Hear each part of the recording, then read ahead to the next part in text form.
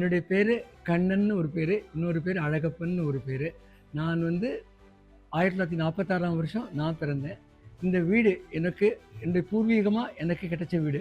இந்த வீடை வந்து என்னுடைய கொள்ளு தாத்தா அண்ணாமலை செட்டியாருங்கிறவங்க வந்து 1924ஆம் வருஷம் ரத்தாட்சி, தமிழ் வருஷம் ரத்தாட்சி, ஐப்பசி மாதம் 29ஆம் தேதி ஈக்குவல் டு 29/11/1924 இந்த வீட்டை கிரகப்பிரவேசம் பண்ணாங்க.